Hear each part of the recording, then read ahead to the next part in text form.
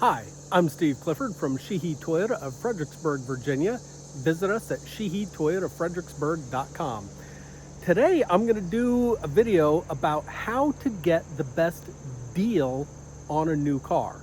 Now I'm going to use Toyota as an example, but this will apply to all car lines. And I want to be real specific here.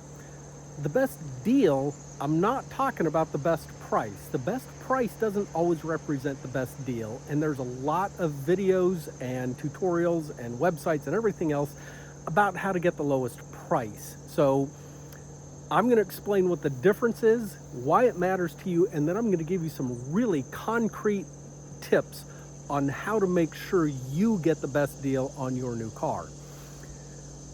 I'm going to start this by giving an illustration. Let's say you have two customers and they both are looking for a new car. Both of them bought a new car. And let's just say it's a Toyota Corolla Hybrid SE. Exact same sticker price on the car, same exact features, but one guy paid $600 less than the other. Who got the better deal? Well, the guy who paid $600 less might have, but not necessarily, because the best deal means that you got the full value for your money. Full value for your money means you got everything that you paid for. You're able to use everything that you paid for. You understand how everything works. If you don't understand all those things, you did not get full value. So let's talk about this example. The first guy who paid $600 more, he actually didn't come in looking for a Corolla Hybrid SE. He came in looking for a Camry. His salesman did something smart and he asked him, why are you looking at the Camry? What is it about the Camry that you like? And the guy says, well, I have a 2014 Camry. I've been very happy with it. I love the reliability. I love the comfort. I love, everything about it. Gas mileage is great. And the salesman goes a little further and says, well, tell me about how you're using it. Are you a commuter? Do you carry your family a lot? And the guy says, well, no, I don't carry my family a lot. We have a Sienna for any time the kids are with us. The kids are getting close to driving age anyway, so I want to make sure that I have a safe car because my kids are going to end up driving it. Oh, and every once in a while, my dad has to borrow the car, and he's getting in there up in age, and his driving concerns me a little. I don't think his reaction times are what they were, but so that's why I really want something good and safe. Salesman says, I understand that, and I have Camrys in stock. I'll be happy to show to you, but you might want to consider a different car. The Corolla has the same suite of safety equipment that the Camry does, and I'm going to talk to you about some of those features in a little bit. And the Corolla is a lot more comfortable than most people think. It gets better gas mileage, and it costs $3,000 to $4,000 less comparably equipped. Would you at least like to take a look at a Corolla?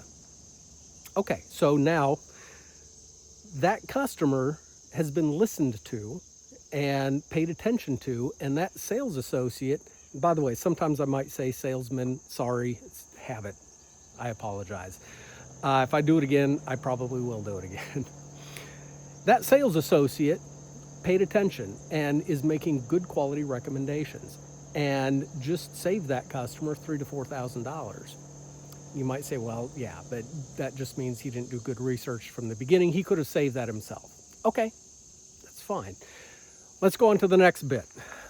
Now, when they get in the car, the sales associate starts talking about what Toyota Safety Sense 3.0 is. And he points out that Safety Sense 3.0 has a feature in it called PDA. And he says, Mr. Customer, PDA is something that a lot of people don't even realize that the car has. You have to specifically go in and turn it on. It's not on from the factory. And the reason it's not on from the factory is it's a very intrusive technology. A lot of people really don't like it. But what it does is it uses the cameras, the radar up front, and it helps you avoid accidents. It does so very proactively. Proactive driver assist is what it is. And if you're teaching a young person to drive, or if you're going to trust a young person to drive your car by themselves, that might be a really useful thing, because you're going to know that the car is trying to make sure that they can avoid people coming from the side, pedestrians, slowdowns in traffic. If they get distracted, this car is going to help with that. Also, when your elderly father is driving, it might not be bad, especially at night. This is a very useful feature. Some of my elderly customers have really been appreciative of having PDA. And you can even set the sensitivity on it. I'll show you how to do that later. Okay, so now, did you know about PDA?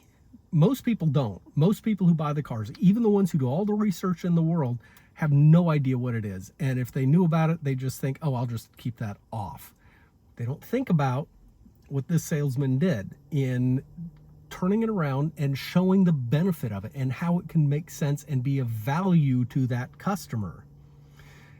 Let's say that salesman goes on and says, hey, let me also tell you about Remote Connect. All Toyotas that have the smart key entry include Remote Connect, and it allows you to remotely start your car with a key fob. It also has a 1-year subscription that you can remotely start your car with an app on your phone. After the first year, though, the subscription goes away and it costs $15 a month to keep it. But here's what it does, and here's where it might make sense for you, Mr. Customer.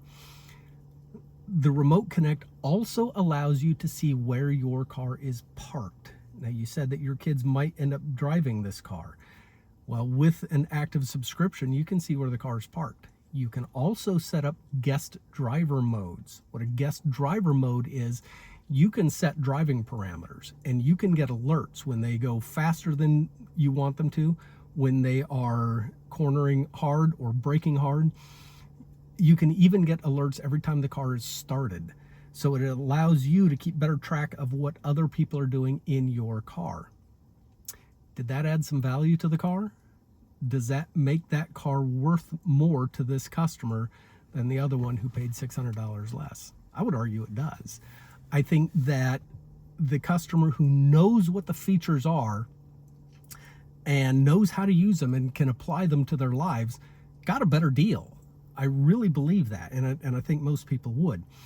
Now, how do you do that, though? Because I know that some people have really bad buying experiences out there. I know some dealerships, I know a lot of sales associates, just they don't do the right things. So how do you get the right person who's going to be able to get you the best deal by showing you all of this? Well, best suggestion I can have for that is to call the dealership. Don't go in first, make a call first. Ask to speak specifically to a new car sales manager. You tell that new car sales manager, listen, I'm going to be coming in there. I'm interested in purchasing one of your cars. I want to make sure that I get a sales associate who is going to know their product. Who there takes the most pride in knowing about the product? I don't care what dealership it is, what brand it is.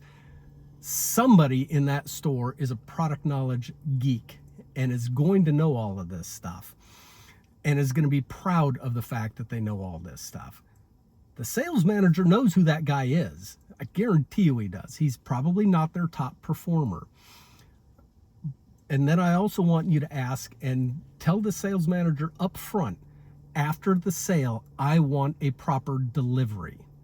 The term delivery has different meanings for different people, but in the car business, what we mean by a proper delivery is after the sale, you don't just hand the customer the keys and wave goodbye.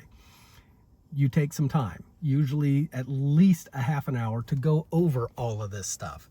How to use all the controls here, all the controls here, the HVAC system, all of these things a customer needs to know about before they drive away.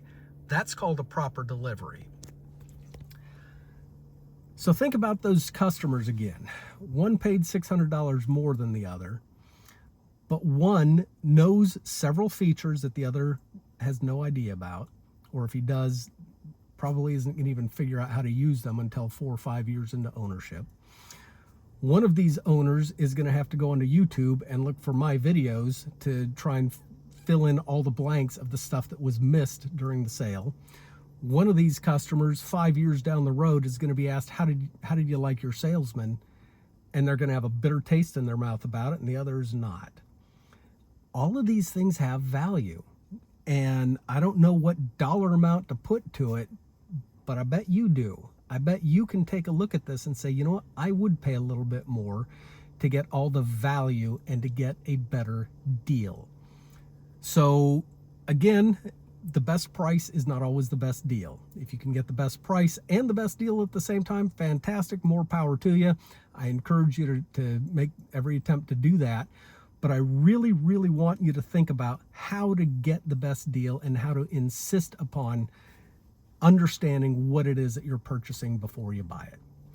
I hope this has been helpful, and I hope you subscribe to my YouTube channel to fill in all the blanks of the things that your sales associate missed. And I do hope that this has been good for you. Thanks for watching.